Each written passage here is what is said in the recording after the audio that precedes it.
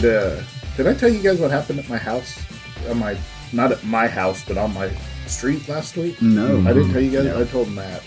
So I had left to go get my dog from the vet. He was just, I guess it was Tuesday, just having some routine stuff done, shots and stuff for the year. And I went to go pick him up, and the police had a car pulled over, and the two kids, I say kids, they're like in their 20s, were standing at the back, and they were all just kind of chilling, laughing. I'm like, oh, well, nothing's going on. The cops just think they found something, blah, blah, blah. I come back from picking up Apollo, and I'm headed home and look over, and now there's 4 cops. There's 3 people in handcuffs, and I turn onto my street, which is pretty much right across the street from there, and there's like 6 cop cars lying down my street. Whoa. And yeah, so apparently one of the people they had pulled over took off running down my street, ran into my neighbor across the street's house, the really racist neighbor across the street. Picked the wrong. He runs in, and she's like, well, because he came through the back door, and he grabs her by the arm, and he's like, where's your keys? Where's your keys? Trying to get her car keys, and she's like freaking out. Well, the cops show up because they're right on his heels, so he takes off out the back door, is going to jump the fence into the other neighbor's yard, but he's got 2 like huge dogs that were going to eat him if he did, so he ended up getting arrested. But, and then she comes out and tells me the story, and the whole thing is, and he was black. Oh, that's what. And it's like, I had sympathy for you up to that moment when it just becomes about the race. Oh, boy. Yeah. I would like to see the list of charges they give him. Oh, breaking and entering, evasion, all kinds of There's shit. going to be Resisting, a fun little list. Yeah. Trespassing. Throwing up. Throwing up. He threw up all over the place when they caught him from his adrenaline dump. Oh, wow. Yeah, they had to call an ambulance for him and everything to come check him out. Yeah. It was an interesting day for you. It was really bizarre. I don't know how to go from... What a trip to the vet. Yeah. How did Apollo handle all of this? He was in the house and fine. He was okay? Yeah, I dropped him off, went in the house, and then I went back outside to see what was going on. Oh, living in Arkansas is fun sometimes. Yeah. Yeah. Anyway, this is the Southern Fried Geekery Podcast. Welcome, everybody. How we all doing this morning? That was our Southern Fried Arrest Week. That was, report. That's going to be my favorite crime story of 2020 and next year's thing is the Adventures of Apollo and the racist neighbor. Yeah. See how that goes.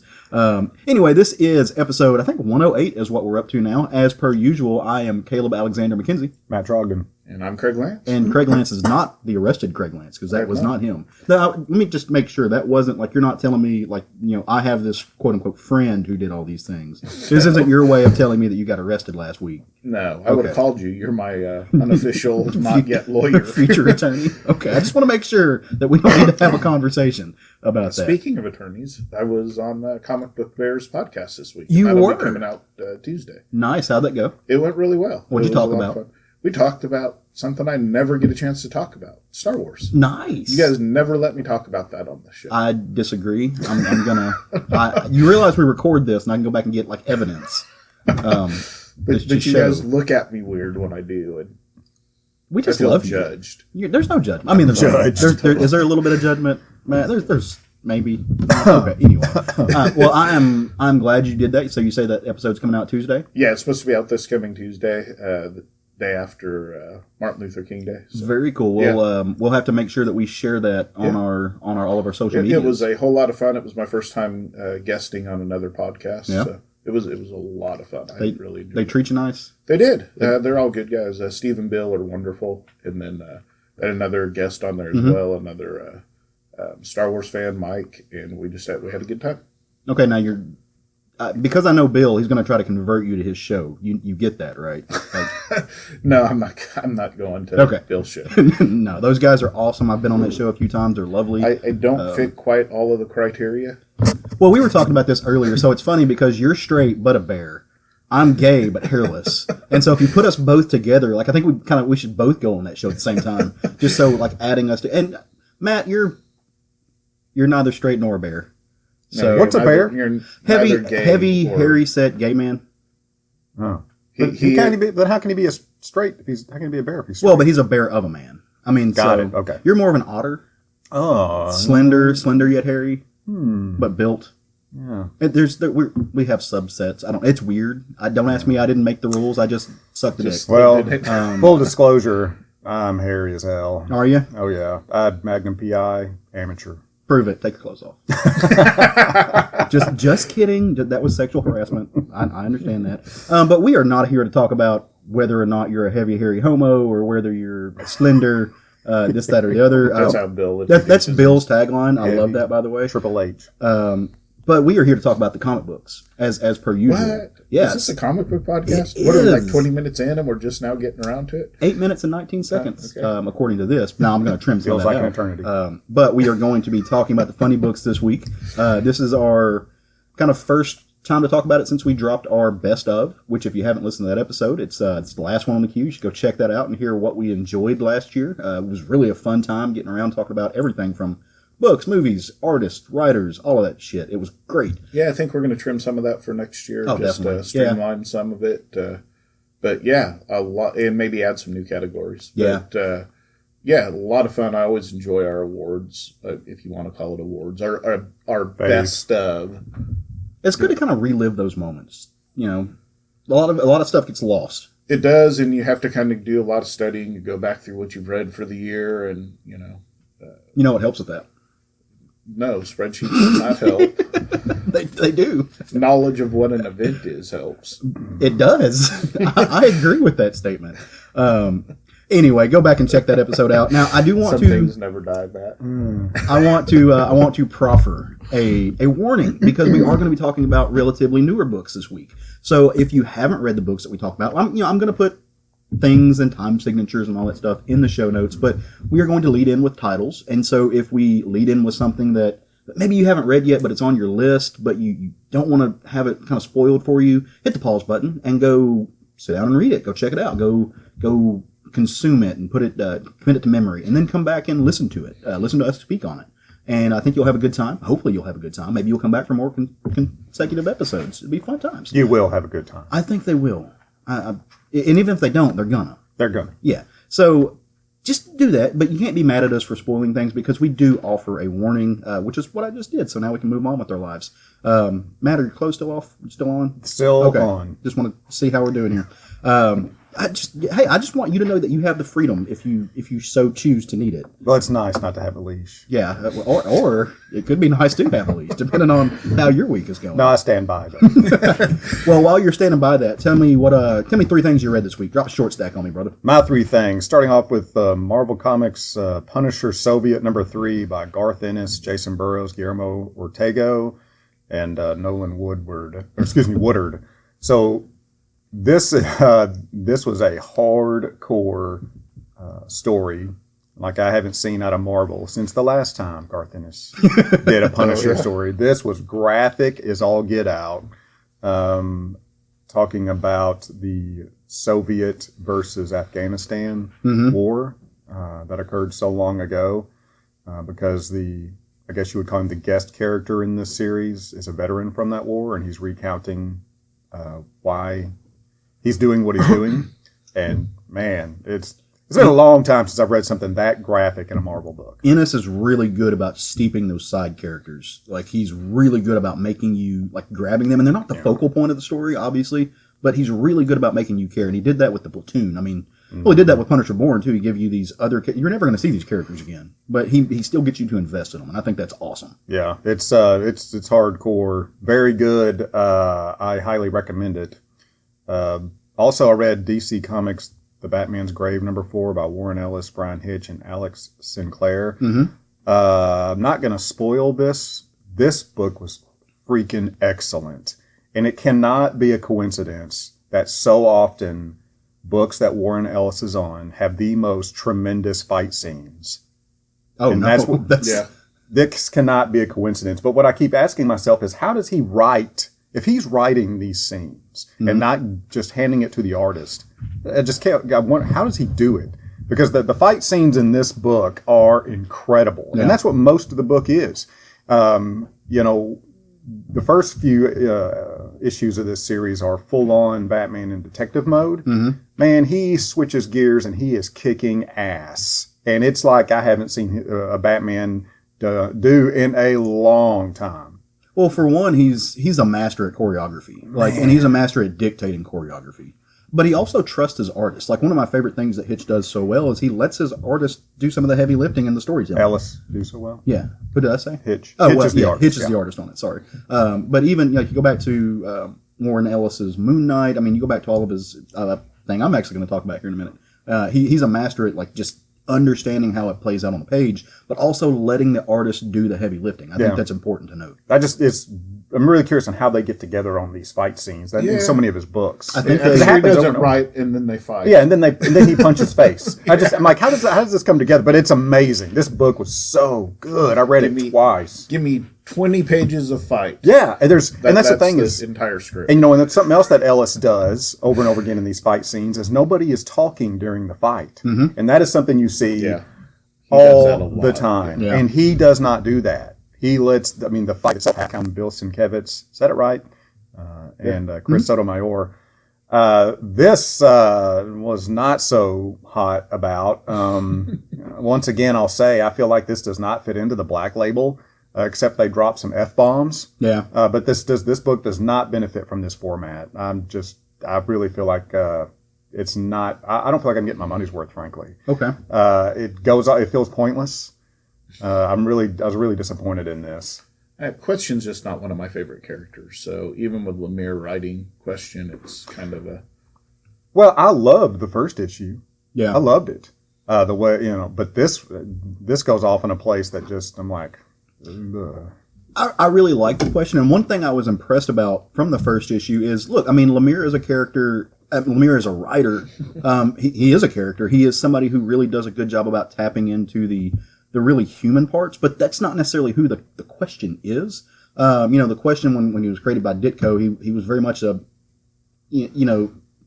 analog for, I don't want to say libertarian. Well, yeah, nihilist. he was an analog for kind of a libertarian nihilist views on the law. And he really brought into that. Guys like Rorschach from The Watchmen are very much of that vein. And that was what he brought to the table, and that's not necessarily who I think of when I think about Lemire. And so I do think he did a good job about capturing that early voice of the Question, but I generally don't. I agree. Like, it felt like something was not hitting with this book, and I haven't read the second issue. It's on my stack, but I haven't gotten to it yet. Yeah. So that's my 3. Nice. You want me to go next? Yeah, do it, buddy. So my first one is 20XX #2 by Image Comics, Lauren Killey and Jonathan Luna. If you remember, I talked about this, the first issue is my book of the week, 1 week. Mm-hmm. And it ended with the lead character, Mare, disintegrating a dude's face. And so it picks up right where that ended, and she is now having to join a gang to protect herself. Very interesting, very good story. She's learning to deal with her powers and ends up twisted in a battle between the two gangs, the east side and the west side, which are both gangs that have the same power sets. Mm-hmm. So very interesting. The Clock #1 from Image Comics, Top Cow, Matt Hawkins, Colleen Doran, and Brian Valenza. So this is one that I had as my on the menu. Mm-hmm. And Matt had made a comment that, he just wasn't interested in cancer books. As I know, It's something like that.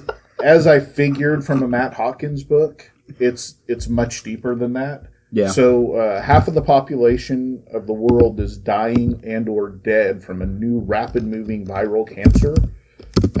When the leading researcher is on a trip looking into why this African tribe is seemingly immune to the disease, his wife back home suddenly dies from the new cancer. Like, gets it while he's gone, dies in that quick of a time set.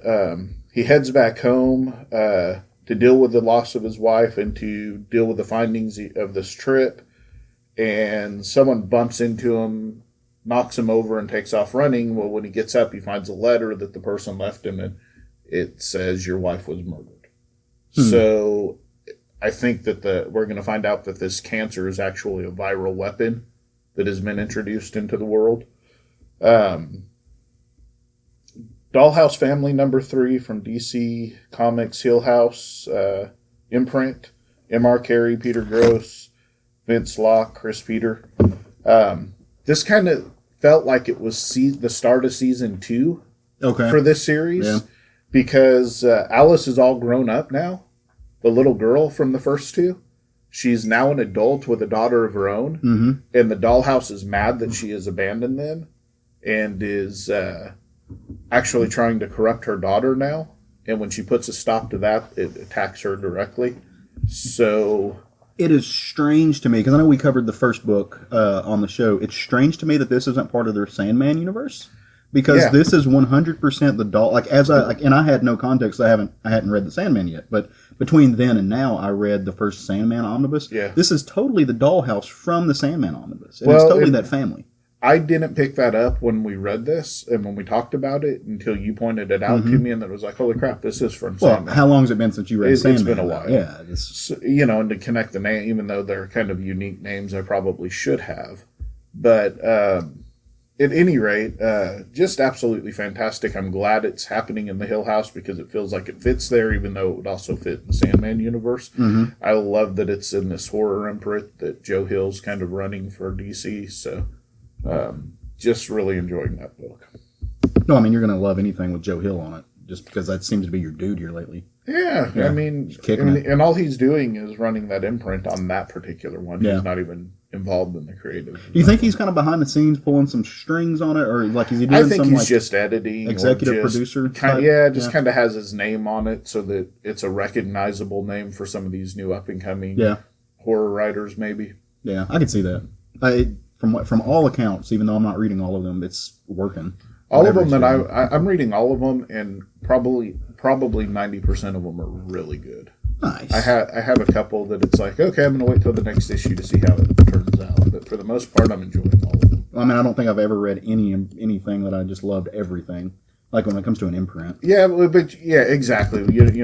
Every title you're going to love. But, Aftershock started that way as their own publishing company, but it's kind of petered off a little bit. But for a while there, but it's kind of a digressing. But you don't always love everything within an imprint, for sure. But you give it a chance. I think that's the important part. Yeah.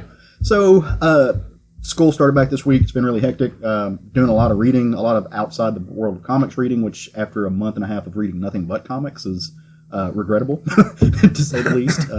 But one thing I did start during a little break was I started reading the Authority Omnibus, the collected edition of all the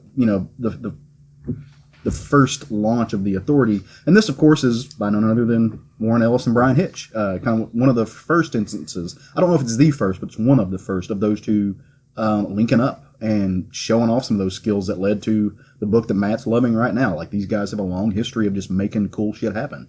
And, Midnight and Apollo, two of my favorite people who are now part of DC, were not always a part of DC, but like bringing them to those world into fruition, kind of fleshing out those characters is really cool to see. Jenny Sparks is awesome. How she is just, everything she needs to be, and badass British chick who lives to be 100 and smokes lots of cigarettes. And it's rad. I feel like they always portray British people in that light in comic books. Like, they're always cigarette smoking. But there's cigarette smoking is huge in Europe. Well, besides the point of that, though, Warren Ellis is a huge smoker. Yep. So there's a really, really good Warren Ellis documentary on, I want to say it's Prime, maybe Prime or Hulu. But I need to send you the information because it's great. They interview a ton of people. But Warren Ellis quit smoking for 3 years and wrote nothing during that time, and then started smoking again and just started pumping out comics. So Warren Ellis is kind of this guy who, he tries to put off this, I'll murder you in your sleep and I'm tough and edgy. Everybody knows he's a teddy bear, but he just is kind of known to just drink and smoke like a monster. Like, that's just what he does all the time. I'm picturing Ron White, the comedian, with a beard and a better writer. And that's pretty much what you get. And, more worldly sense of humor. Yeah. Instead of Southern. Not such a niche. Yeah. I don't even think I think Ron White gets lumped into being Southern, but I never, when I watch him, I don't see a Southern dude. I just see some dude who's kind of got a drawl, but he's more of just I'd say he's a blue collar kind of humor, but it's not necessarily Southern, so to speak. Like, he's not Larry the Cable Guy. Was that his name? Yeah. Yeah. Yeah. Let's not talk about him again. Okay, let's move on. Let's talk about the next thing on my short stack, which was it's the latest issue of Avengers. Now, I wasn't crazy about this. I know you guys are reading it. No. You're not. You dropped off? I dropped. Okay, Craig? I flip through this book. I find myself very lacking interest in the whole Starbrand story. This is not Jason Aaron's finest moment on writing the Avengers. Now, a lot of people are loving this, and rightly so. If this is your thing, I'm glad you dig it. I don't necessarily not this. This is sliding off into things. Number one, I don't care about the subject matter. Number two, it's not what I thought I was going to get from Aaron, and the story's not very compelling. I'm really enjoying most of what Marvel's doing right now, Mm-hmm. except for some reason they have this thought that everything needs to be cosmic right now. Yeah. It's really, really annoying. Well, and I Not know, the X universe. I know, the X-Men, Not Immortal yeah. Hulk. I know why. Actually, you're wrong. The X universe is. Yeah. No, New Mutants is No. in space. wrong. They well, you're getting this big event that they're leading up to, Yeah. which is going to take it's the Kree and Skrull. So I think that's why. But also, don't think that Ed McGuinness's art is really. It's beautiful, like it just taken on its Not own. built for that environment. It's not the right tone. It's not the right style for the story that they're trying to tell, and I think that takes me out of it a little bit. But I read another book, which, again, I should not like this book. Should not like it at all. Everything I dislike generally about the universe is in this book, but it's amazing. And that is Rick and Morty versus Dungeons and Dragons number 4 of this new set. And this is, of course, written by Zub and drawn by Little. And I cannot help myself but just fall in love with this story whenever I read it. Like it's just smart. The timing on it is impeccable. The art is it is cribbing off of the Rick and Morty style, but he takes liberties with it. It's just really fun storytelling. I find myself giggling. And at the end of this particular story, it does the meta thing where it breaks the fourth wall, and Rick is just talking to you, and it's like, hey, if you tell all your friends to buy this motherfucker, we'll get a third series. And both the people who work on this book, all of them like money. And so if you do this, you get more Rick and Morty, we get paid, Rick gets to drink, and life is good. I loved when they were on the art. You were talking about the art, but as Rick was leveling up all the different levels, he turns into like a level 5, level 5, level 5, level 5. And then like they show him, and he's got like this really long beard. He's completely bald headed. One eye is dead. And of course, the running joke on this one is that he becomes the master of all the different classes except the bard, who he just has no respect for whatsoever. It's great. I think it's phenomenal. Go check this book out. If you don't like Rick and Morty, like I don't like Rick and Morty, you might still like this book. If you like Dungeons and Dragons, it's funny. You're gonna like this book. It's if you like neither of those things, I think that you'll enjoy this really smartly written title. Yeah. All right. So those are short stacks all around. Some great stuff. Speaking of smartly written titles. Okay. You got one more for us? No. Oh, we're going to dive in? Okay. Yeah. Speaking I was trying to segue for you. I'm sorry. I failed you. I'm a failure pile. Failure file. I'm just a Fella file? sad, lumpy failure today. Which is not just today. It's a lot of days. We're going to get into a roundtable. We're going to get into our book of the week. Now, this was, I think, mutually agreed on by all of us, but this title's been pushed, I think, the hardest by Matt. And so I cannot wait to hear what he thinks about this. I want to know how it treated him. And that book is none other than Second Coming, number 6. Now, it's the last issue in this first season is what they're calling but it does not necessarily mean it's the end of this title. We're going to see some more of it. So this being the last issue and not the first, normally we do number ones or we do the first part of story arcs. This being a wrap-up, I thought it would be helpful if somebody's not reading this title to give a little bit of background, just a little taste to what this is. So here's the thing. I'm going to talk a little bit about it, but I'm not going to give you guys listening at home the full, complete story. We just don't have time. But if you want to know what happened, you've got two options. Number one, as far as the lead up to this book, you can go read the book. Or number two, you can go read the Bible, because they both kind of cover the same ground, but you get more robots named Robot if you pick up the comic. So number one. I recommend people do that. Robot, ROWBOT. But yeah, this there's been a lot of ground covered in these last 6 issues. So if you don't know what the book is about, maybe for some reason you missed the episode where we broke down the first issue. Jesus Christ, yeah, that guy. He decided that it was time to kind of come back down to earth for the second time. And see what's up with mankind. He and God are on slightly different pages about what to do with Earth, especially after what happened the first time that he came down and kicked it around for a little bit. So when he gets down to Earth, Earth's got its own superhero now. And long story short, this guy's name is Sunstar. He's a total Superman analog. You know the type. He's got, alien baby, dead planet, flies, does good deeds, has an arch nemesis that's kind of an evil genius ape. That sort of thing. So Sunstar and Jesus link up. They kind of go through some trials, tribulations. Jesus ends up moving in with Sunstar and his lady. Turns out Jesus, not the best roommate. Who could have seen that coming? But what he lacks in these social graces of the 21st century, he makes up for by kind of being Jesus. So he's the embodiment of compassion, love, forgiveness. At one point, Sunstar, who is, he's this paragon of near limitless godlike power, begins to lose faith in himself, in humanity. He starts to, there's some, in all of this, there's some kind of these behind the scenes Machiavellian actions being taken by our good old friend Satan, who is, really trying to fuck things up for Jesus, because his whole purpose is he wants to incur the wrath of God. It's not any nefarious purpose against mankind. He's just tired of being exiled. He's just tired of living on earth. And he wants God to ruin the planet so he can just quit doing his job. He's just a disgruntled employee more than anything. So Jesus steps in and kind of guides Sunstar back to a place of grace and tolerance of the world. And, they thwart the devil's plans and even get the big G back on okay terms with the human race in the process, which is a big feat because, God's a wrathful guy. He particularly didn't like humans to start off with, even though he made them out of dirt. But, took a little bit of doing, but they got him back on the page.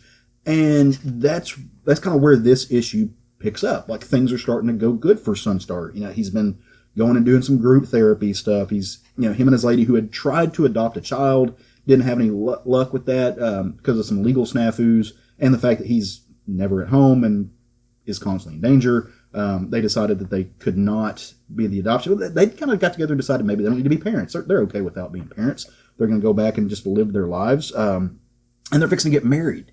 Even though they're separate species and there's a little bit of a legal hindrance to that in the story, they're going to be able to, the Unitarian Church is going to allow them to tie the knot, and it's going to be great, and they're going to go on a honeymoon, which presents a little bit of a problem, right? Like, same with Superman. If he goes on a honeymoon, if he clocks out for a few hours, a few days, a few weeks, a lot of people are going to die.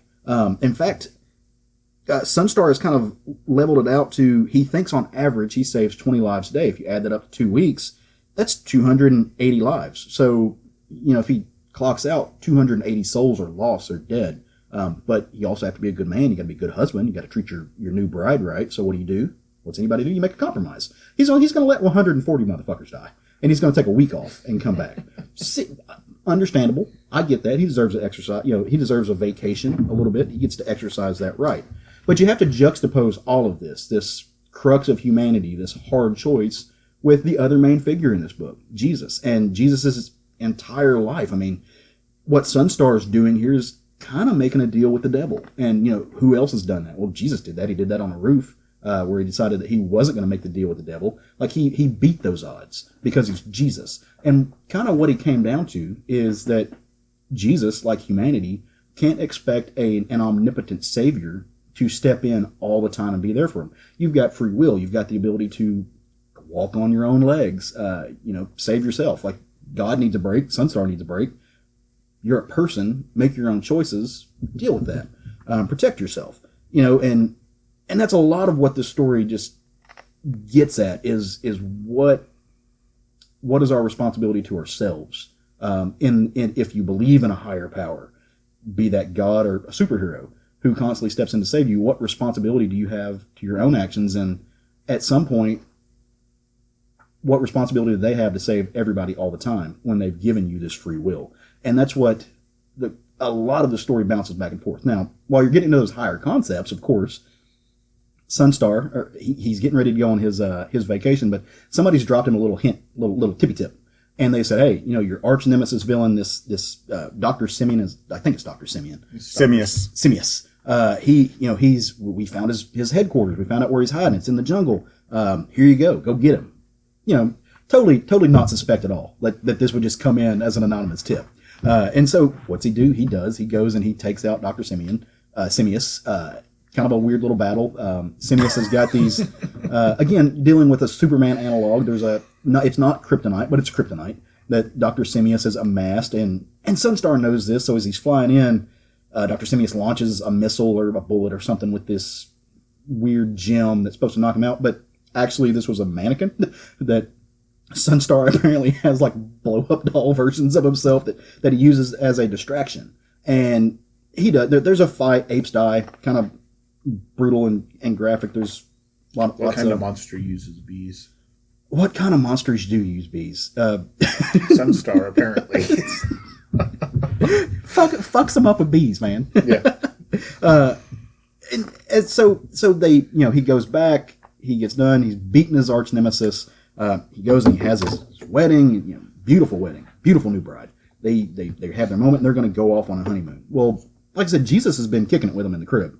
So, being a roommate, every once in a while, maybe Saturday night, he turns a little bit of water to wine, not a bad roommate, but also not a member of the 21st century and doesn't have nearly amount of fear of humanity that a person who lives in our time should, and is still trying to get folks back on the right track. Well, Sunstar, almost a father figure in this sense, is like, look, we're going to go on our honeymoon, but here's a button.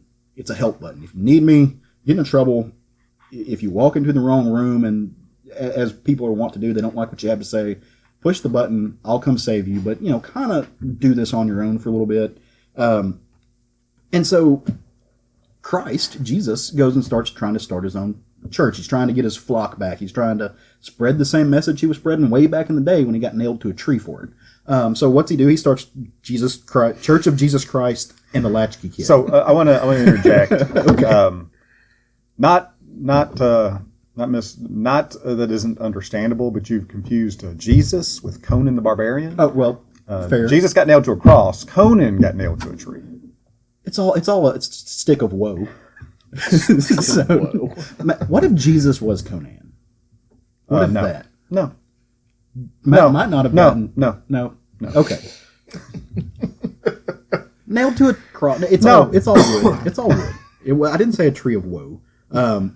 So Christ is starting this Church of Jesus Christ, the Latchkey Kid, which cracked me the fuck up. Oh, it's hilarious, and as he's out pamphlets with that name on them. as he's building this, they juxtapose to how he did it the first time, and he went around collecting his followers. He was a fisher of men. He went around getting his apostles, one of which was Judas. Now, Russell, being the historian and the bibliophile that he is, he's studied on this, and he's found writings. There's evidence of who these people were outside of just the Bible. I know he's read all of that stuff.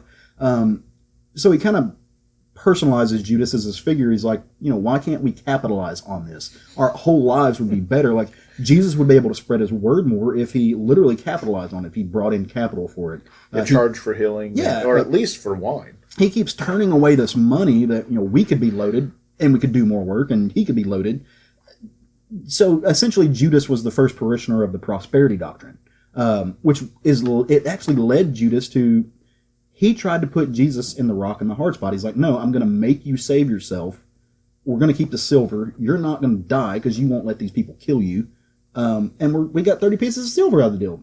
But Jesus kind of said, ha. Yeah, Jesus, the ultimate escape artist, said no, this is actually how we become the martyr. This is actually how I stand for what I said I stand for. Like, you've put me in this position, and I've got no other choice because I am a man of conviction. And so he does. He lets himself be crucified. And, there's a whole legacy, a biblical legacy of the father allowing the son to die. I mean, you go back to Abraham and Isaac, and essentially Isaac is the one who handed Abraham that knife. Like, there's this whole foreshadowing in the Bible's a big deal. Like, it's a thing. And call it foreshadowing, call it just repetition of the same story. Who can really say? So Christ is building this church back in modern times. And, it's not hard to find Christians, not in America today. They're in a town like Little Rock, which is 150,000 some odd people, there's 400 churches. There's kind of one on every corner. Everybody's a Christian. But not everybody follows the teachings of Christ. And so as he's going through and he's spreading this message of love and of loving your neighbor and turning away money and just doing what you need to do, like, he pisses off the Christians. They don't like this. And some of these people, they wear a lot of red hats. No writing on the red hat, but wear a lot of red hats. these people decide that they don't like Jesus' message. they like the church, but they don't like the teachings. And so they're ready to crucify this dude again. But what they don't know is they've kind of been low-key led by this same puppet master, the behind-the-scenes Machiavellian figure, Satan. Who else? Who else could do this? And again, Satan's agenda is not, he doesn't really give a shit about punishing mankind. Like, that's kind of how we have come to think about the devil. Like, he's the walking epitome of punishment.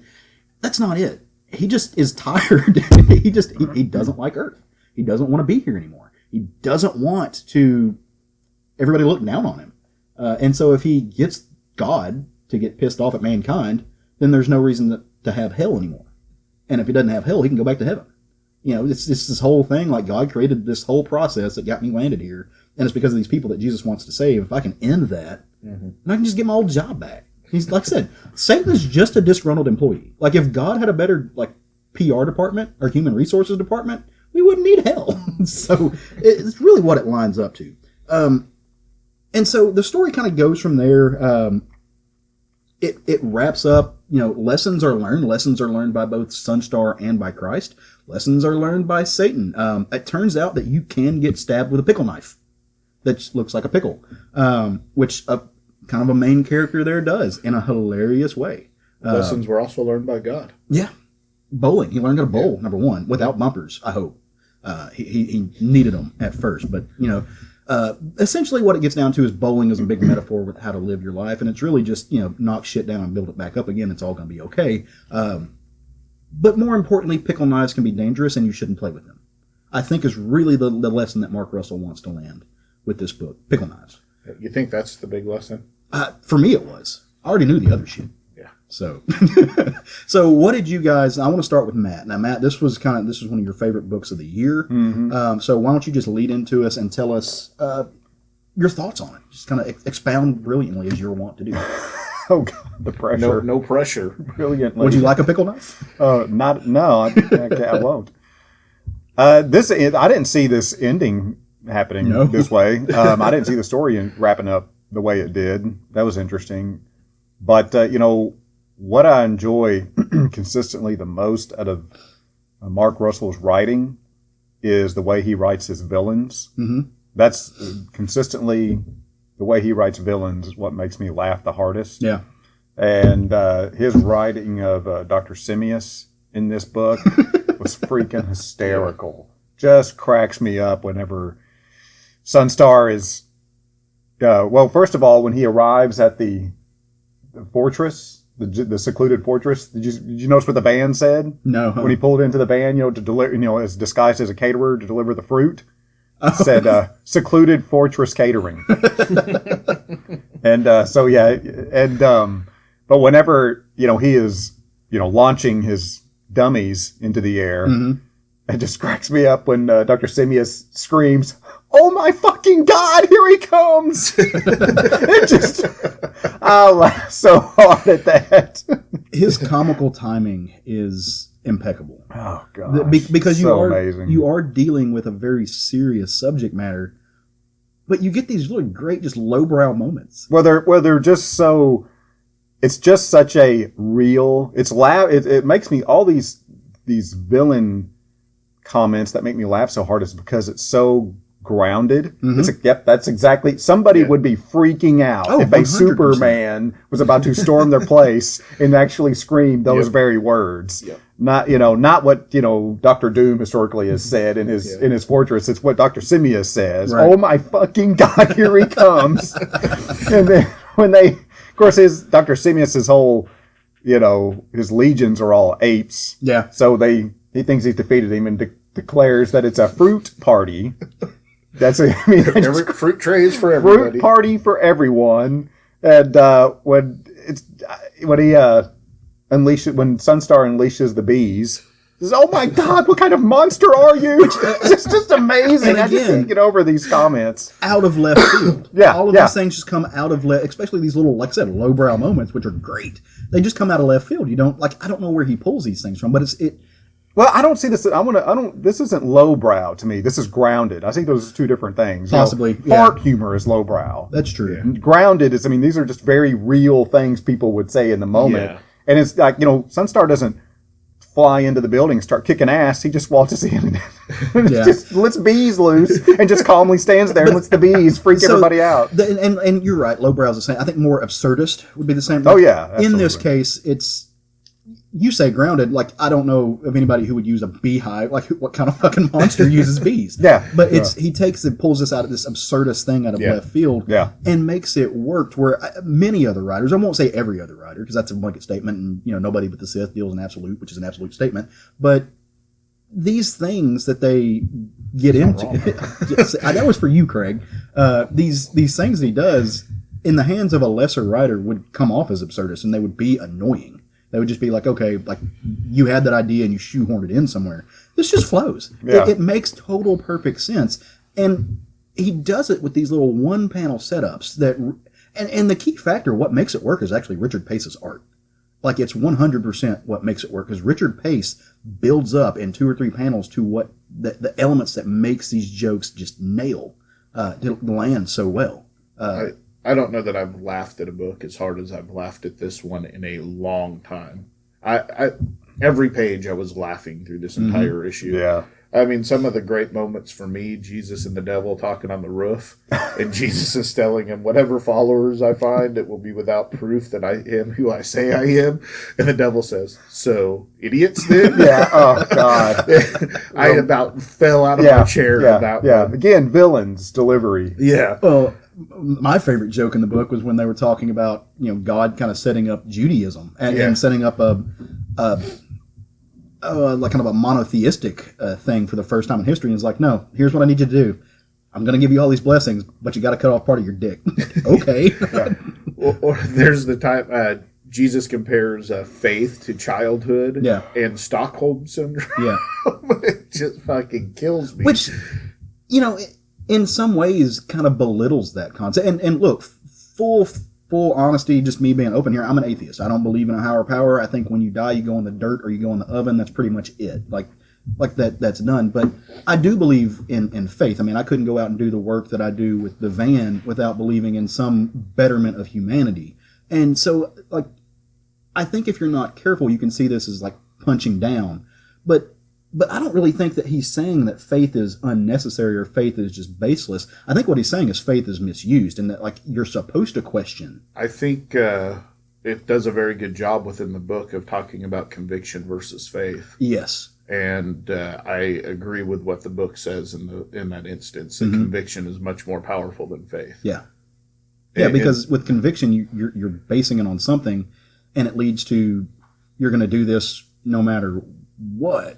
Yeah. I mean, I feel like with faith, it's just kind of a blanket. Like faith, you can wish wash on faith. Yeah, like you're not planted firmly when it's faith in something that you can't lay your hands on. Yeah, conviction on something that you can lay your hands on is something completely different. Right.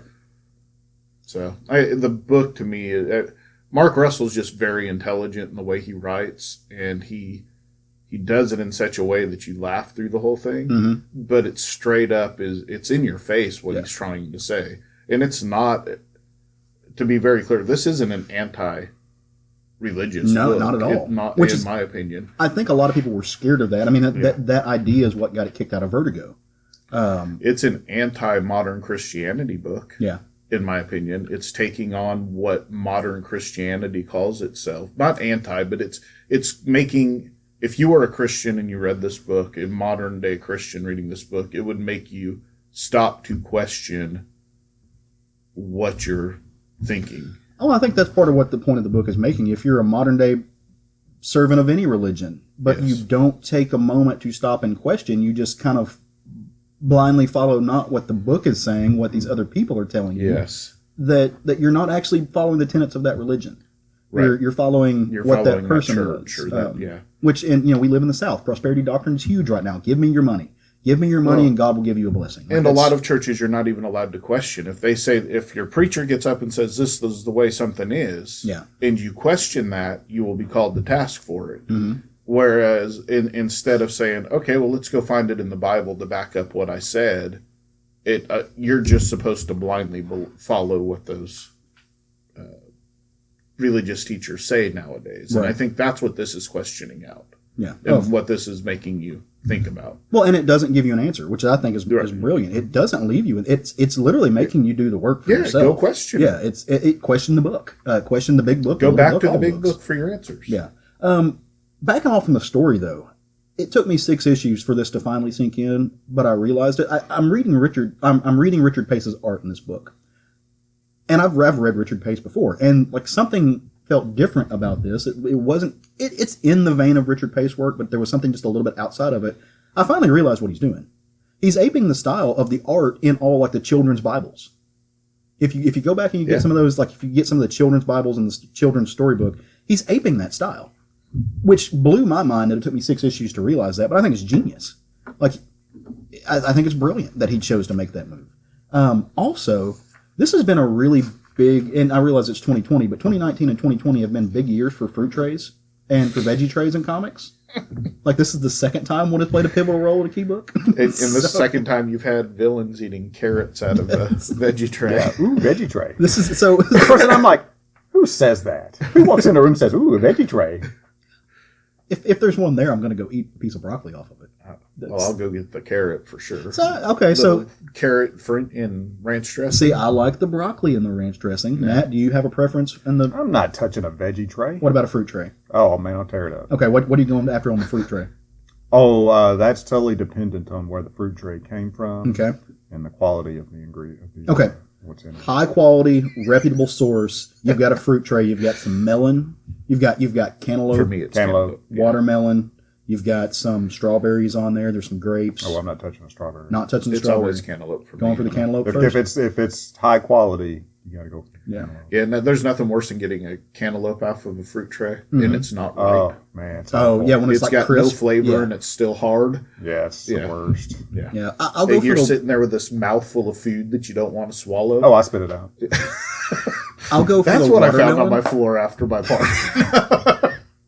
I'll go for the watermelon first, but normally it needs salt on it. But I actually saw a fruit tray not too long ago. They had kiwi slices, which was refreshing. It was nice. Kiwi's nice too. So, my wife calls them gorilla balls. Have you ever seen a kiwi before it's peeled? And yeah, brown and fuzzy. yeah. I've never But heard it I've referred not to seen as. gorilla balls. Well, I mean, I don't know that she has I've seen- either, but she's Never seen them up close, but I've seen pictures. There used to be a big gorilla at the zoo who had just never mind. He was proud, as he should have been, for those gorilla sized Talking about lowbrow balls. This is Hey, where hey, we have ended Now, up. this is lowbrow. This book was solidly on all of our pull lists. Like there's, as Mark Russell books are wont to do. And in saying that, one of the things that I appreciate about Ahoy Comics, who by the way is the publisher, my favorite publisher of last year, or no, second favorite publisher of last year, is they give you a multitude of things. You're not just getting the comic you're reading. They always have essays or short stories. But this comic also gives you a sneak peek at Mark Russell's next book from Ahoy. And it's going to be Billionaire Island, which takes an idea of, almost takes like the idea of a tax shelter. And in the way that Mark Russell does, literally makes a tax shelter I on an did island. not read it because I want to be, I want to read the full issue when it comes out. But Billionaire Island can play into a few things that are going on now in our economy. I mean, in our world. So essentially, just a sneak peek behind it. Broad concept, not ruining anything. It takes the idea that at some point, the people who are soaking up all the money are just going to get tired and go off on their own. Gotcha. So, and of course, that's going to have major repercussions on everything and everyone. So that's the next book coming out of Mark Russell. Let's see. I forget who artist is on that book. Let me flip through yeah, my spoiler copy. alert while he's looking that up. That will be our book of the week, probably. Stephen Pugh. Stephen Pugh, when that comes out. Now I'm putting that on my list. If this gets if Second Coming, which they hint at, could get a second season, It is that'll be on my list. Are you guys both picking up? Oh yeah. Oh, yeah. I will stay on Second Coming as long. I'd buy every Mark Russell book, unless and I bought it afterward. But like Judge Dredd, he did a little run on, and I didn't know he was going to be on that, but I picked it up after Matt told me about it. Actually, so if I know he's writing a book, I'm buying it. His Red Sonja, he just finished his arc in his Red Sonja. That's getting a season 2 as well. Ended really well. Yeah. I haven't read the last book yet. That was when it started. That was the most non-Mark Russell book that Mark Russell has written. Yeah. But he quickly, like you had to pick up on the little things, and then it turned into very much a Mark Russell book. Yeah, we've talked about the chili pepper hat. Well, I tell you what, before. reading that has made me want really bad is for him to write a Batman and Robin Elseworld story. I could see Can that. you imagine how amazing it would be for him to write Robin being snarky about Batman? Because, you know, he wrote Red Sonja. Red Sonja, he wrote serious. She's all about the business. Yeah, it's the people around him. Yeah. Can you imagine him on a Batman book and how funny it would be for him to write the villains, let alone Robin? Yeah, Robin's Damian dialogue especially. alone. I could say, wait, which Robin? Anyone. I would say the- Damian. I would say Damien, yeah. I want to see him write a Damien. I would like to see Mark Russell, if he's going to do big 2 work, I think he would do amazing on a Deadpool book. Oh. And I don't even care about Deadpool, but I think that would draw me back into it if he was writing it. And you can imagine what he would do with the slapstick on that. Well, I think that you could do, you know, Savage Sword has like story arcs with different creators. You could have him easily sneak in, do a Conan story arc, and write Conan the way he should be written, but write all of the ancillary characters. Yeah. And that's why I think if Batman would be especially Yeah. good, because Yeah. I love when the characters around Batman make fun of him because he's such a hard ass. Yeah. Love it. I just love it when his Hal answer. Jordan, or not Hal, Guy is really good. Oh, yeah. Hal Jordan, you know, Yeah, Hal too, Jordan but too, yeah. but yeah. And Mark Russell would probably be the best at that than anybody. Diana has the best zingers towards bats, I think, of most people.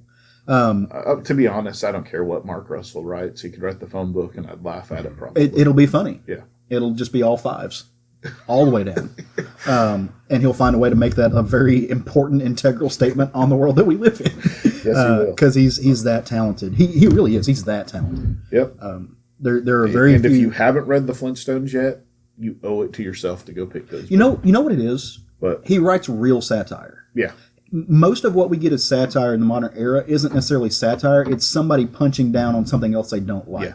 He doesn't do that. no, He might take, and I think that's why he scares people when he comes out with concepts like talking about Christianity. yeah. A whole group of Christians, a whole group of conservatives they're terrified that he's going to be punching down. He doesn't punch down on it. Now he notes some of the mistakes that you make, but he also notes some of the mistakes that we all make. Yeah. He writes true satire, and Yeah. it's And it's smart and it's good and it's funny. That's And- all you really need out of satire. and it gets no better. There's nobody else writing it in the way that he does. Nope. So obviously we all love this book. You should go check it out. You should read it. You should commit it to your pull lists. You could commit Millionaire Island to your pull list. Hell, why not? I'm sure there will be a trade for Second Coming here. Oh, Probably very easily. Probably in the to see next that, couple of yeah. weeks would be my guess. Yep. So Craig, why don't you tell us something that you read this week that we may or may not have? Yeah, since you guys don't ever let me talk about this subject, I'm going to talk about Star Wars #1 by Marvel Comics, written by Charles Soule. Artist is Jesus Saez. Colors by Jesus Saez and Arif Prianto. Lettered by VC's Clayton Cowles. So, this story takes place immediately following when Leia and Lando and Chewbacca turn the Millennium Falcon around and go pick up Luke at the end of Empire Strikes Back. He's on the Millennium Falcon with them. They have not returned to the Rebel base, and in fact, that's where they're headed. So, Luke is sitting in the Falcon, and he's thinking about, this obviously this monumental reveal that just happened to him, that Vader's his father, and he's kind Spoilers. of... Yeah, spoilers. You scared the shit out of me. That was. So he's sitting around thinking about this monumental event, and of course he's a little pissed off because he feels lied to by Obi-Wan and Yoda and so forth. And in the background, you have Chewbacca and Lando arguing over whether they should go for a Han right at this moment or not. And Lando keeps arguing that, hey, we need to let things cool down. We had our chance, but, Leia over there had to turn around and go back for this hot shot for whatever reason. And she's like, hey, this is Luke Skywalker, and if you didn't know it, he blew up the Death Star. We couldn't just leave this hero of the galaxy hanging there on the deal. So you've got this conflict where you still have Chewbacca and Leia don't trust Lando. I like the low-key joke you just made there about needing to let things cool down while he's frozen in carbonite. Oh, huh? I Don't- didn't catch that pun, yeah. It was not intentional. It was punny. So, you have this kind of a few pages where they're all kind of learning, Luke's learning what happened to the rest of the team. Lando's learning who Luke is. And Leia makes the decision, listen, we'll go save Han, but we got to go back to the rebellion and kind of get the rebellion back together and save everybody else. So they start heading back towards the rebellion, and it switches, and you have this really heavy fight scene that's happening because the Empire has found a way to trace the communications of the rebellion, and they've already met the rebellion, and they're tearing their fleet up. And so you got Poe Dameron's mom's out there fighting in this. Nice. Yeah, so you kind of get the tie-in to the new stuff. And then the Millennium Falcon shows up and right into the middle of this heavy battle. And Leia, gets on the intercom or on the communicator, and she tells them, listen, we're going to find an opening for you guys. Just be ready when it opens to get out of here. So Lando and Chewbacca are flying the Falcon. Luke and Leia are in the gunning turrets. And while they're in this battle, Luke just starts going back to what happened, and he gets angry. Mm-hmm. And he just reaches out with the Force, and he takes control of all the TIE fighters away from the TIE fighter pilots, and they just start crashing into each other. Oh, shit. And Leia's like, what the fuck just happened? So now the Empire's like, what the hell's going on? And Lando flies the Millennium Falcon in. They don't take out the Star Destroyer, but they wipe out the gun turrets and everything. They create the opening for the rebellion to escape. They just ruined Star Wars. They just interjected a new force power. You can't interject new force powers. They just ruined Star Wars. What are you talking about? I'm low-key punching it. Yeah. Delete comment. So they create the opening, and everybody escapes, and then it ends with Luke's the freighter that they're on, where Luke's getting his new hand. Well, he's not got his hand yet, but he's standing there, and he's kind of telling R2 all of this and just how angry he is. And all of a sudden, the window behind him cracks because he's just so angry. The Force is just flowing, and he busts the window. Not enough that it blows out, but it cracks. And obviously, he's going to have to be replaced. You're in space. You can't have a broken window. Maintenance. Put some tape on it. So R2 kind of gets onto him about, you're a Jedi. You're not supposed to be angry. Yeah. Because R2 knows. Yeah. He lived, he was Anakin's.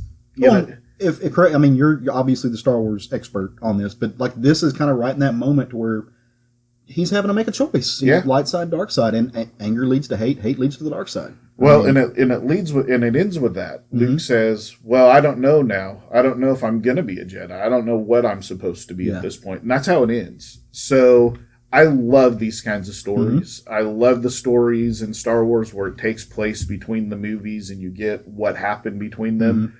I did not love the last Star Wars main title. It had its moments, but for the most part, I didn't love it. I love this. This is an interesting time to what's going on. You have Luke trying to become a Jedi, a full Jedi. You have them setting up their plan for Han Solo. You have a group of, the rebellion's got to find a place to call home and rebuild. And so you got a lot of things going on. It's an interesting time. Charles Soule is really good on Star Wars. Every Star Wars book he's done has been good. I know he's hit and miss on a lot of other things, but his Darth Vader run was great. Oh, man, that was amazing. Yeah, so everything he's done for Star Wars I've loved. He's doing it again.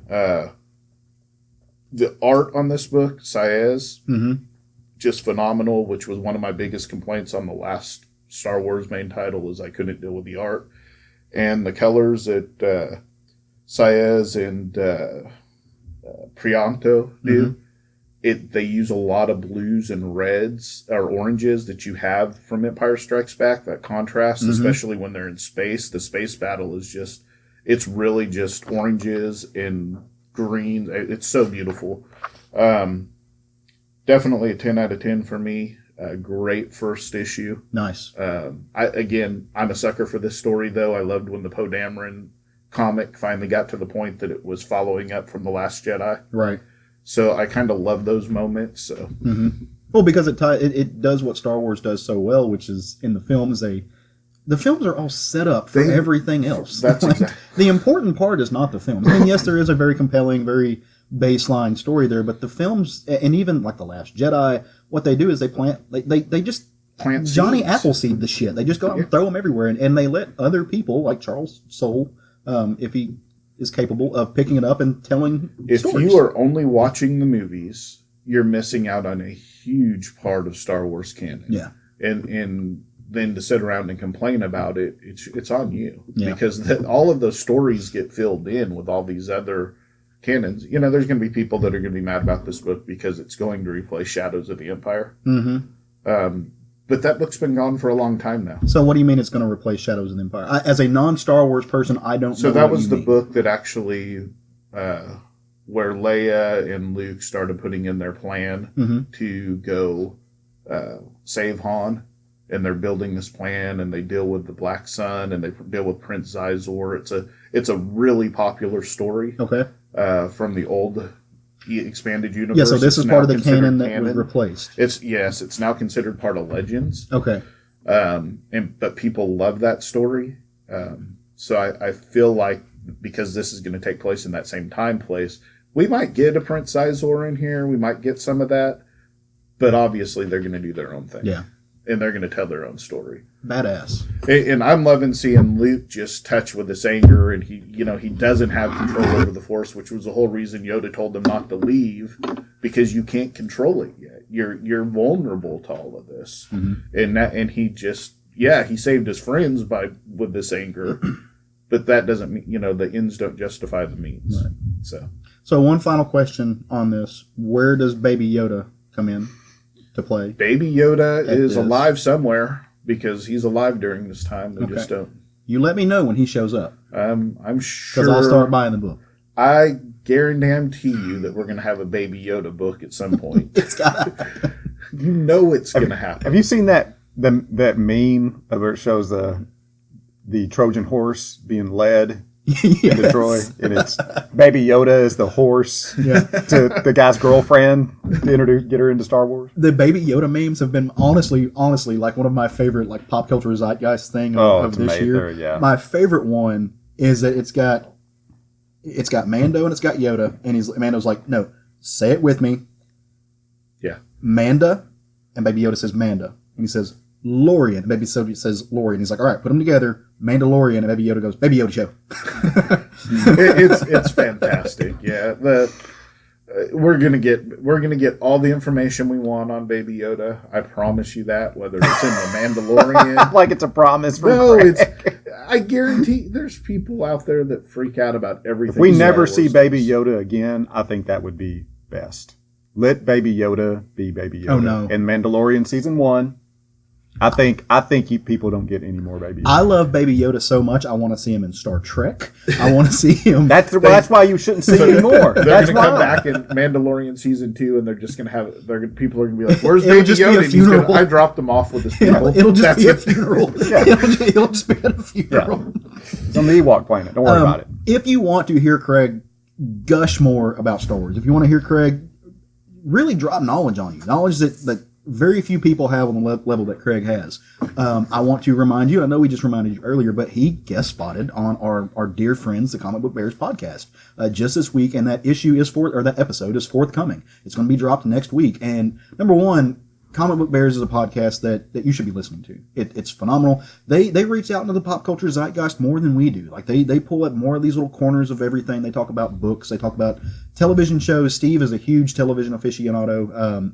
They talk about so much, and it really is one of my favorite podcasts. And I don't know about you guys, Good guys. but I'm looking forward to sitting down with a nice cup of something. Could be coffee, depending on the time of day. Could be wine.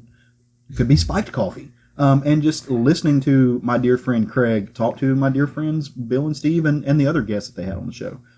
It's going to be a good time. So I implore you to go listen to that. And then He add it to does your Twitter. real gay movies. I am not sure. Yeah, that's. Most of the people on Pornhub do real gay movies.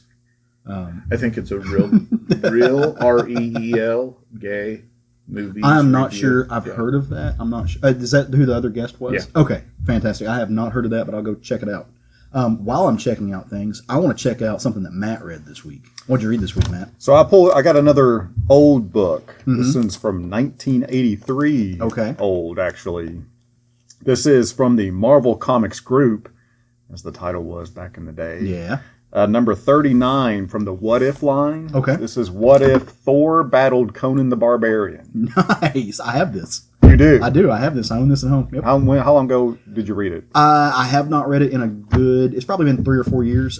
It was one of those things that I found at a show somewhere when I was back issue bin diving, and was like, "No, this has to come live with me." But yeah, no, it's been a while since I read it, but I love this book. Yeah, it's great. It was. I assumed I would like it, but I liked it even better than I thought I would. Right. I love when you open up the book right now and I can just see the old style comics and just immediately the old newsprint. It brings back all that nostalgia. Yeah, from you 80s can comics. the old newsprint smell and everything. No, it's wonderful. So the creative team on this is Alan Zelinitz. Ron Wilson is the penciler.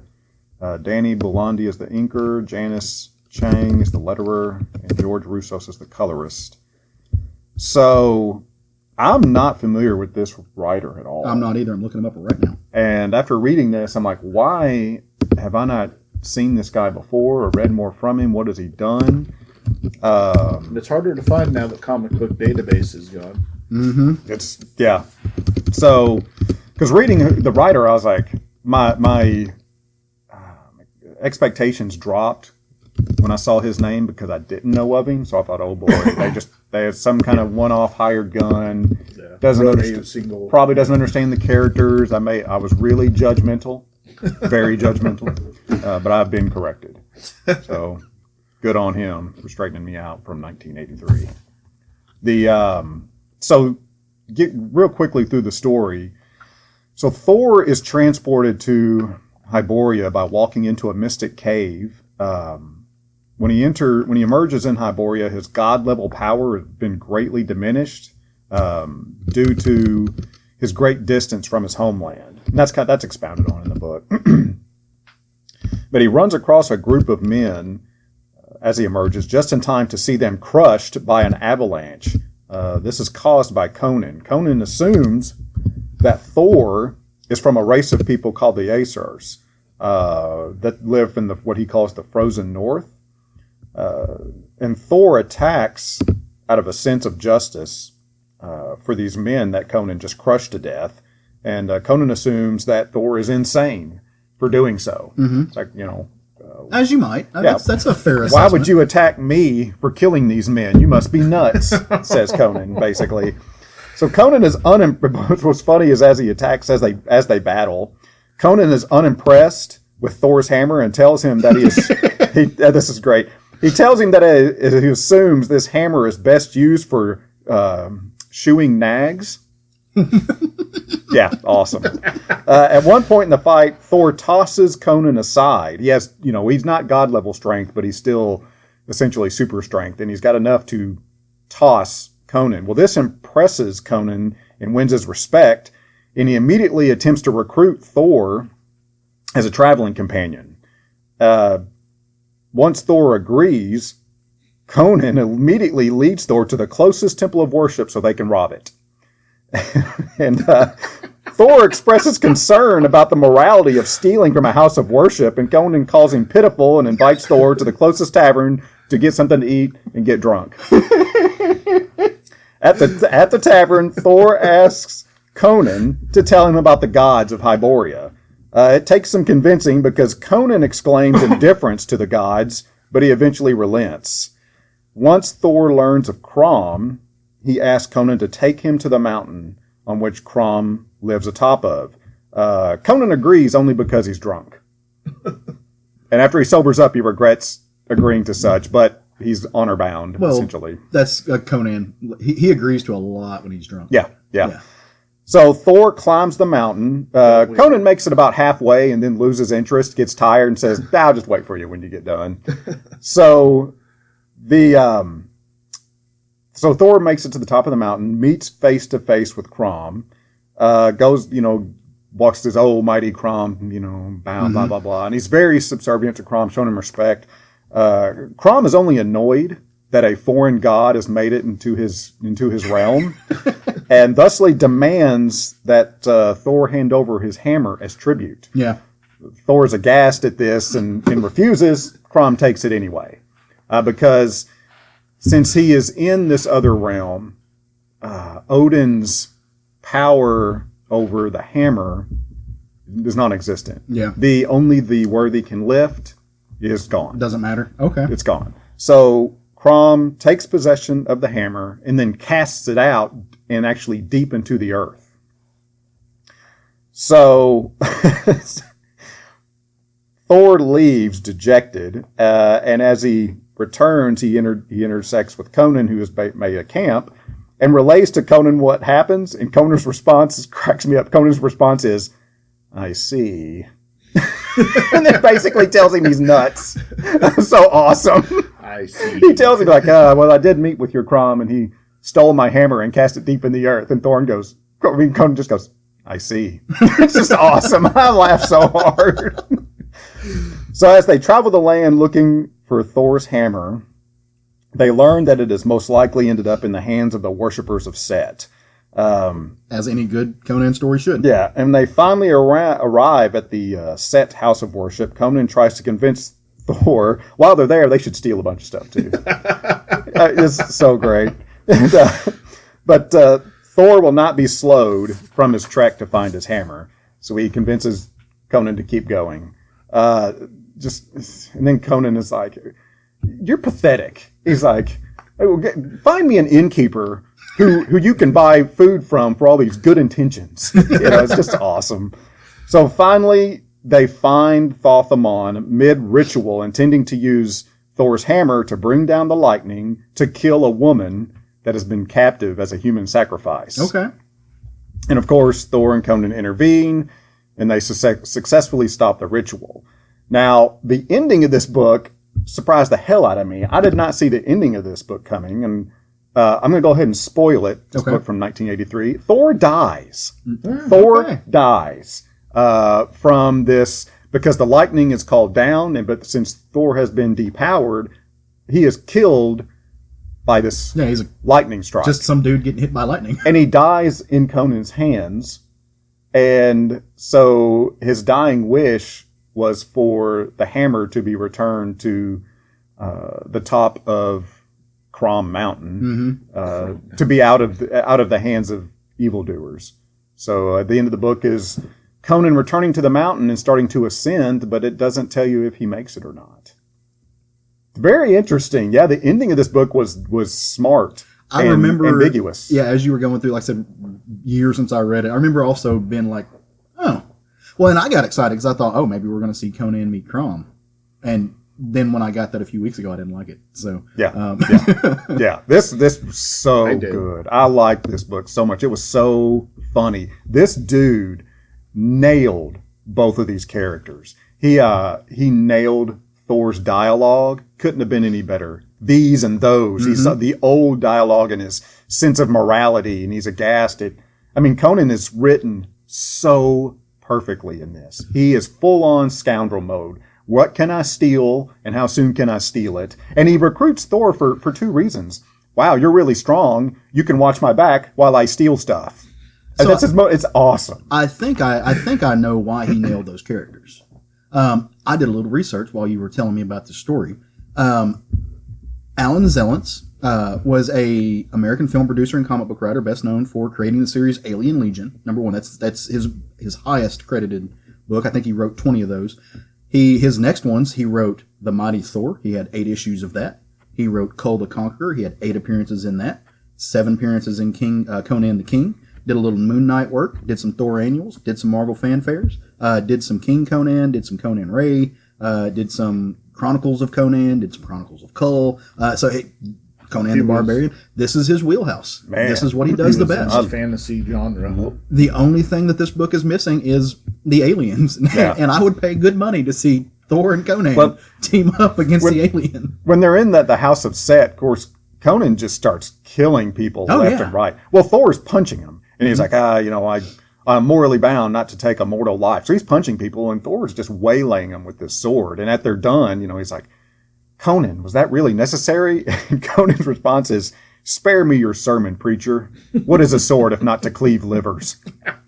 so awesome. This is just, man, I mean, gimme. So now on the art on this one, is this Buscema wheelhouse? Is this who is this kind of after? This, I mean, Marvel House it's too easy to say it's Buscema wheelhouse because that's what I associate Conan with, right, because he did the main title for so long. Mm-hmm. But it's great. I mean, the art is very, very well done. Yeah, it looks very Marvel House style. Yeah, but Conan looks Buscema-ish from just the he pictures does. you're showing. But everybody aped Buscema. Well, that's what, like I said, I'm not looking in the middle of it. Sometimes, I mean, Marvel Conan right now does not ape Buscema, so I was wondering if this was in the style. And there was some of the other Conan books where the people got a little crafty and stuff like that. But I was just wondering if this was after that style, and apparently it is. Yeah. Yeah. Thank you for. So Thor looks to be the house style Thor. Yeah, the Simon Williamson. Yeah. Yeah, this book was so good, man. The character interaction of this book was just excellent. I love hearing you gush about these things. Like nothing, so like great. Reading the book would have made me smile, but hearing how much you love the book and also sharing that with, like, just watching you get animated talking about this, it just makes me beam. Nothing's better to me than somebody really nailing a good character. And so when it happens, I agree. It's so good. Oh shit! When someone really understands a character, that means more to me than the story arc. Yeah. You know, I mean, you can have a great story arc, but if the characterization is off, it takes me right out of it. Yeah. I'm like, the story was good, but the character was off. You give me a great character. Yeah, like making Darkseid care about local elections. Fair enough. I'll give you that. Yeah, no, I think it worked for the way it did, but I'm totally playing. No, it's a point. You get it. We'll mark it on the board. Matt, do we have a board? If you could please let the record reflect that Craig scored 1 point. Oh man, thank you. That is ouch. I'll take it. I love it. I love you, Craig. I love you too. So I'm going to talk about a book that I actually have been wanting to talk about for a few weeks now. It came out, almost about a month ago now. But it came out at the same time that we were doing our end of the year show. I think we've had one comic book show in the last month. Matt demanded a Chaos episode that kind of fucked with my schedule. That I survived. I am a Chaos show survivor. I want that on a t-shirt. You're stronger now. I am. I feel better. I've got Chaos show antibodies in my system that are going to help me get through this. We're going to have to get our next t-shirts we order. We'll have to say Southern Fried Geekery Chaos episode. I want a sticker that says that. Now with Chaos. With 100% more Chaos. No, so a book came out a while back as we digress a little bit. This book is none other than Tales of Harrow County. And I know, or Tales from Harrow County. Now, I know this was I suggested, like Craig did earlier, this is one of the books I asked that you all go pick up because I love it. Harrow County, for years, almost 3 years in a row, was my favorite book on the shelf. Got a full run, the library editions. Like, this is a book that I dip in on because I think it's amazing. And originally, this book was obviously written by Cullen Bunn. The art was done by none other than Mr. Tyler Crook, who I think is fantastic. He's one of the best artists dabbling in watercolor, working in the industry today. So when I found out that we were getting a Tales from Harrow County, I was a little hesitant because these are going to be after Harrow County. They're not going to be featured some of the same characters. But I found out that Tyler Crook was not doing the main art on the book, which made me a little nervous because his style, what he brings to that book is so inherent to making that story work. But they got somebody on this one to work on with them named Naomi Franquez. And as soon as I opened the first page, any fears that I had immediately were alleviated. She works in watercolor as well. She takes that Southern Gothic style.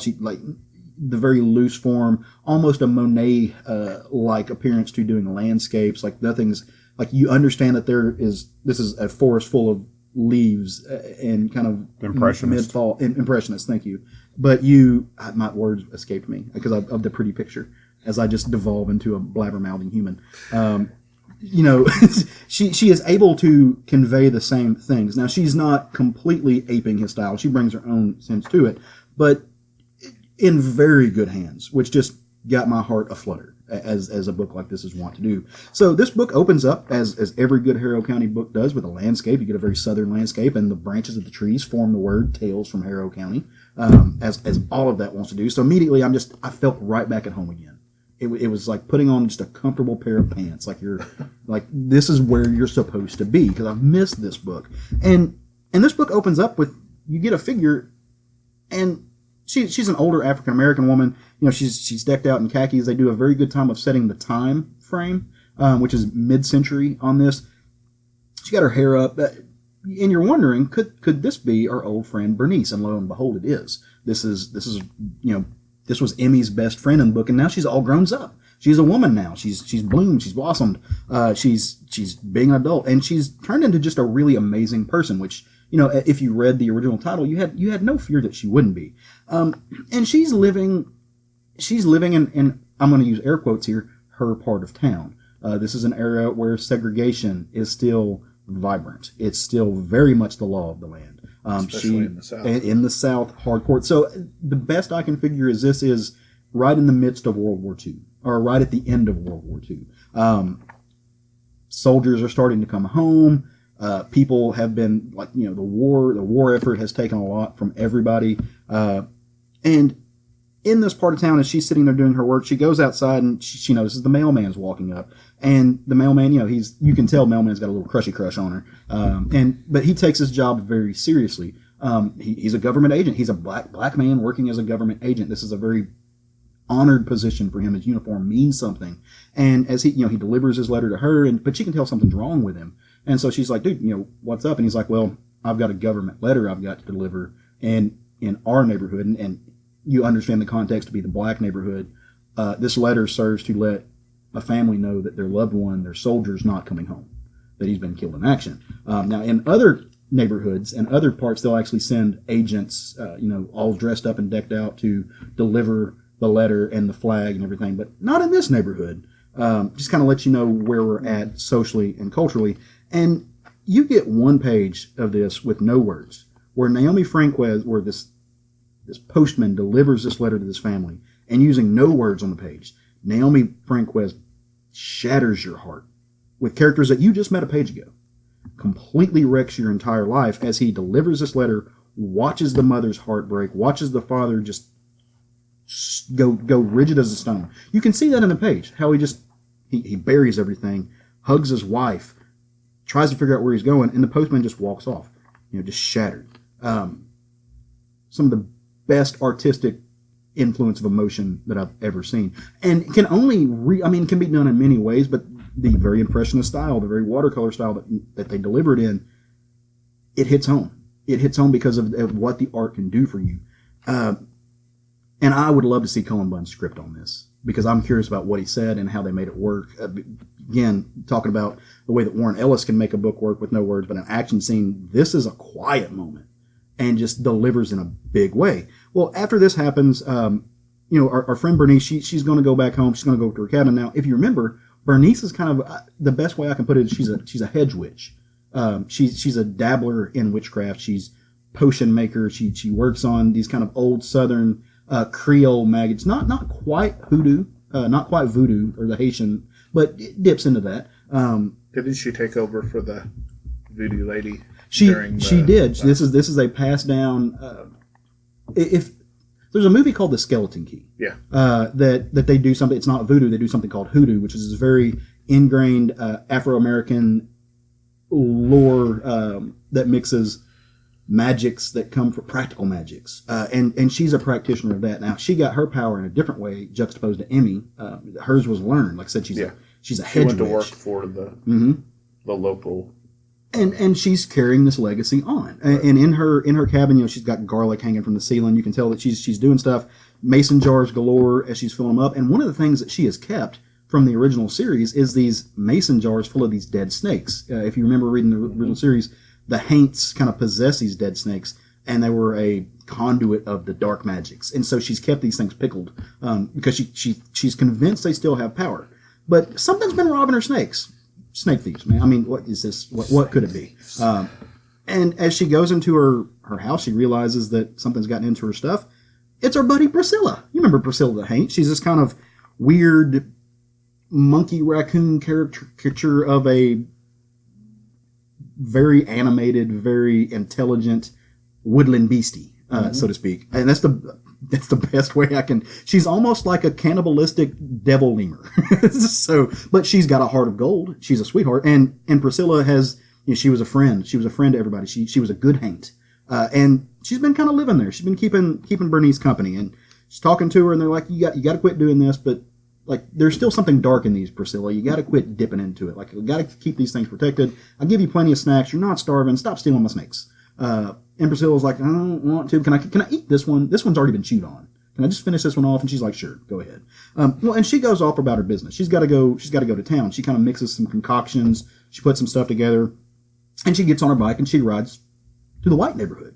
And obviously, and the way that Naomi Franquez takes the color palette and shifts it just to the right a little bit, so things are a little bit brighter. It's playing with this idea of poverty, this idea of race-linked poverty on the page. And so she gets to the white neighborhood and things are just a smidge brighter. Not a lot, just a smidge. And she goes to the doctor's office and she walks in and, first person, there's this little family there and they're like, why are you in our doctor's office? They don't say these things, but you can tell in the eyes what they're saying. And she plays with the little boy. She kind of ripples his hair, a little redheaded kid. And, she's just really sweet. And she's almost killing him with kindness. She's like, no, you're gonna know that I'm here because I'm actually here to do you a favor. And what she's been doing is she's been bringing these concoctions, these medicine, this lowbrow, like not lowbrow. I keep using that word in the wrong ways. This low country medicines to the doctor so he can help people. I mean, people who are having stomach issues, maybe they've got cancer. Holistic. Yeah, very very holistic medicines.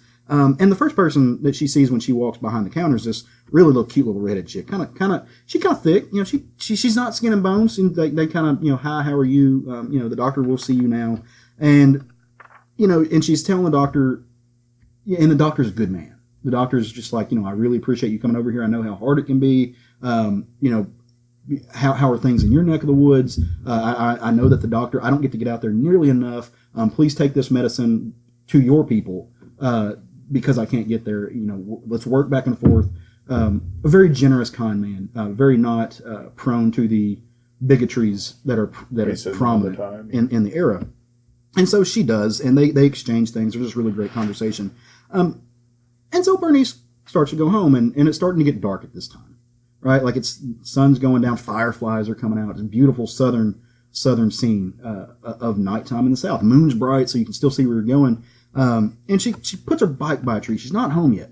And she goes to walk off in the woods, which is not unexpected, especially not from a hedge witch. But the narration in this scene starts telling you, one of the great things about the South is the land is almost like a character, which Cullen Bunn knows better than anybody. And so it goes on to say, it's like in this land, it becomes your friend and it can start to keep your secrets for you. And she walks into this clearing and there's her little nurse. Little nurse is there. And they've got a relationship. They're together. They're a lesbian relationship, interracial lesbian relationship, which you can imagine has got to be very hard for the time. Race relations, period, much less being gay, was frowned upon to say the least. And they're going to have this little moonlit picnic with the fireflies. They start hearing this music. It's almost the music of the swamp. Like it's eerie. It's not natural. It's magic. It's the woods are singing, and Bernice, she gets that chill that runs down her back, and she's like, something's not right about this. Well, the family that we discussed earlier, family that got the letter, they're getting ready to go to bed. Their hearts have been broken today. They're shattered. Their son's not coming home, and they get a knock at the door. And who could that be? We're not expecting company. Maybe somebody's coming over to drop off food or something like that. Somebody's coming over to extend their condolences. They answer their door, and it's their son, except it's not their son. It's drawn, it's painted in a way that's very ethereal. He's, at his core, he's got some skin tone, but around him it just fades into this green, this smoke, this very effervescent figure, very ghostly. And she just starts sobbing. It's her son, and they ignore the fact that he's obviously not their son. But this is a blessing. This is superstition rules the day at this point, and so they just embrace him. But magic is all about balance, and this is no matter where you go to, no matter if you're getting into modern day Wicca or you're getting into hoodoo or you're getting into some of the southern magic is all about balance. Where there is good, there is bad. If you do wrong, wrong is done to you. And so there's another knock at a white family's door, and this family's grieving in the same way. Their son is not coming home, or their daughter's not coming home, or somebody's not coming home. There's been a death, and they answer the door, and what they get is not so nice. What they get is not so pleasant. It's not the recognizable visage of a loved one. It's something. It's jagged teeth. It's what you might think of as being the worst idea of a witch, of a spirit, and it slaughters them. Balance. Where one family gets to grieve and gets to meet a lost loved one, the other family is destroyed by that memory. And that's where the tale of Harrow County is going to go from there. On the next one, they show you the cover in the back of these. Dark Horse does a really good job of promoting themselves. And you see the boy, the figure from the black family who got killed, very much in his spiritual sense. He's going to play a big role. And it's going to go from there. Like I said, I enjoyed it as well. This book really did feel like it is the perfect successor to a Harrow County book. And it is wonderful. Now, as I understand it, it's a 4-part series. I wish it was going to be longer. If more people buy it, maybe we'll get more of this. This is Tyler Crook writing with Cullen Bunn, as opposed to it just doing the art. And I can't think of I hope they do more of this. It's Cullen at his best. It's Tyler writing at his best. Naomi Franquez is a powerhouse. I expect that she'll become a big name in the future, especially considering the work that she's producing and the work that she does. You're getting more of the Haints. Like, you get Priscilla. It's all the best elements of Harrow County, featuring some of the figures that aren't Emmy. Well, and you kind of get to see this county that Emmy's sacrifice did play out, where, hey, we're 20, 30 years in the future, and things are, like any other typical Southern town now. Well, whereas back then, they still have the Haints and they still have but it's not this threat of this evil residing. There's going to be things that happen, but you get to see that the sacrifices that were made in the original series still mean something. But on the other side of that, everything you got from Harrow County was told through the lens of Emmy, who was a young white girl. Yes. And so all of those things that are affecting Bernice in this book still existed. Yes. You saw them through the lens of a young white girl, which, as a white person, maybe that helps you empathize. Maybe that helps you link up. This one, you're seeing it through the lens of a person who's very much steeped in black culture, who's steeped in the black economy, who's steeped in the black essence of being a black person in the South at the time of World War II, and seeing that segregation and seeing that racism. And it's a different feeling, but it's one that matches so well, and is such an inherent part of the South, where the South is alive and it's breathing and it's got these things that. At the root of that, that's not a different story than we've seen. No, before, it's just a different angle to it. Yeah, because we've seen the stories of, the white community having to go into the swamp to the black voodoo lady to get their medicine to save their kid or whatever. But it's a very, very good take on it. Yeah. So, and you get all the supernatural in there as well. It's wonderful.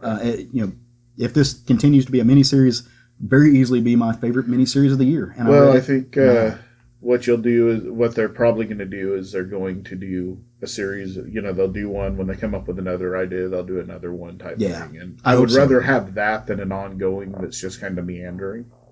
I would rather have series, kind of like Hellboy ended up doing. No, I can see that. I would say that if it ended up meandering, yes, I would agree with that. But I don't know that would meander. I think we would get. I think we get a full story. Well, it's just a matter of what they have in their heads. Yeah, exactly. Which can't wait for more of it, man. Yeah. I love this. Love it. Yeah. Like, makes my heart just bloom, if you will. It was good. Grow 3 sizes that day. Well, guys. We're going to talk about some stuff that's going to come out next week. Yeah. I don't know about you guys, but I am looking forward to Wednesday. Wednesday, of course, being the new comic book day. That happens every week. That's when the new books come out. It's exciting. Wednesdays happen every week? They do. Until the end of the world. Or we name it something else. Right before Thursday. But new books hit the shelves, be that at your local comic shop, which you should be patroning. Because they are part of the community that we want to grow and build and nurture. But maybe you don't live near a comic book shop. Maybe you get yours online, or maybe they get them shipped to your door through mail order. That's when you're going to get them, and it's great. And we would encourage you to come talk about the things that you're going to read on our Facebook page, where we frequent quite often. Well, Matt doesn't, but we try. I tag him in things sometimes, and he doesn't answer me back because there's no love there for me. I think it's that's sliding into me. I'm kidding, obviously. But we're all there, and you should come talk to us on the Facebooks. You can check out what panels that we're books we're reading on our Instagram and our Twitter page. You can tweet us at either of those things, or talk to us at SFG Podcast. And you should. We want to build a community. We do a lot of this. I mean, we enjoy talking about it. We love it, but we don't just like talking about it with each other. We like talking about it with everybody. So we encourage you to do that. It's fun. It really is. So this Wednesday, one of the new books that is hitting the shelves that I'm really excited about is Wonder Woman number 750. Big moment in Wonder Woman history. This is by Vita Ayala. Elena Casagrande, Joelle Jones is doing some of the colors and doing some of the covers on this. And look, it's 96 pages. It's a celebration of Diana by people who've loved her forever. And you're getting some new voices to it as well, which is going to be really exciting. I like books that showcase unknown writers, not lesser writers, but unknown writers, people that aren't in the wheelhouse. You can't draw them up off the top of your head. And they're names that you'll probably be seeing in the future. So check this out. You can't go wrong. It's not going to read like an annual, I don't think, but I do think it's going to give you some really, really great Diana moments. It's absolutely going to read like an anthology. I think it'll read like an anthology. I think anthology, not annual, because I do watching. Guy who's writing it right now just went blank. I don't know. I dropped off of it. Anyway, watching the writer, because my mind, who is a very well-known writer, even though I can't recall his name, he's been tweeting about it and kind of hyping it up, and I think he does have some story in that as well that's going to tie into it. So I encourage everybody to pick this up. If you're not reading Diana, you should check it out. Right next? Sure. So what's on my menu is from Marvel Comics, Guardians of the Galaxy #1. This is on my menu because Al Ewing is writing this, and Juan Cabal is the artist on this. So I'm going to give this a try. I historically have no interest in Guardians of the Galaxy, except for loving the movies, and I have no interest generally in space stories. But Al Ewing has won my respect in huge ways, so I'm going to try out anything he's attached to, pretty much, unless I have an excellent reason not to do so. I'm going to get the first issue and see if it pulls me in. That's what I'm doing. I didn't sign up for it, but I am going to grab the first issue off the wall. That's what I'm doing. If I recall, one of us put him as their favorite writer of the year. Me. It was me. That was me. I can't remember what I had for dinner last night. Mine is Wellington #2 from IDW. Aaron Mankey, need my glasses, Piotr Kowalski, and Delilah Dawson. I talked about the first issue on this. I'm super excited. The write-up for it says, as if a supernatural murder mystery wasn't enough trouble, Arthur Wellington must also deal with the talking crow, a magical crone, and otherworldly monsters roaming the countryside. Badass. So, yeah, I can't wait to see where that story goes. You loved the first issue. I did. So, and you wax poetic about the art, man. Yeah, so the colors especially. Yeah. So, yeah, I'm excited for it. So, well, guys, are we ready to end this thing? We're to bring it home, put it to bed. Stick a fork in it. It's done. Fist bump. Yeah. Food. All right. Hey, I'm ready for some food. Yeah, I'm getting hungry. We should go get beers and food after this. Anyway, so come back and see us same time, same place next week if you have enjoyed what you heard. And as always, we really hope you have. We have a blast talking to each other. We have a blast talking to you. We try to make it fun for everybody. We try to gush about things that we love. If you like that and you want to support us in a non-monetary kind of way, go wherever you download this podcast. Maybe it's iTunes, especially iTunes. They give you a little place where you can give a rating and review. We would love it if you would let us know that you think we're a quality podcast. Because not only lets us know that you like what we're doing, it lets people who are looking for a new podcast know that, hey, these guys say at least some entertaining things. If it's not smart, at least it makes you laugh. So, and it bumps us a little bit on their algorithms. It really does do us a favor. Now, if you want to make us feel real special, make us just beam with the love that you want to give us and that we'll give right back to you, come to our Facebook page. chit chat with us. Shoot us an email. Let us know what you want us to talk about. Maybe we're not talking about the book. Maybe we've missed it. The book that you loved. Maybe we just passed that over and we need to know about it. You can email us at southernfriedgeekery@gmail.com. And if nothing else, we're going to go kick it and have a great Sunday. And we will talk to you guys next week. Go forth and love comics. Woo! Jerry Woo! I messaged Jerry. He's doing great, by the way. He has, things are really going well for him up there. So Good. You get a gig? I'm actually going to put this in the show. If you've been wondering where Jerry went, maybe you missed that episode. Jerry and his lady, his beloved, they moved up to the Seattle area and is doing fantastic. Which is in Washington, not Oregon, by the way. Oh, did I say Oregon? On the Facebook page, you did. Oh, I'm an idiot. I was either drunk and or wanting to be drunk at that point. But no, dude's thriving. Dude's doing great. And we wish him the best of luck. I miss him dearly. Yeah. I can't wait to hug him again. I miss him. Anyway, bye guys.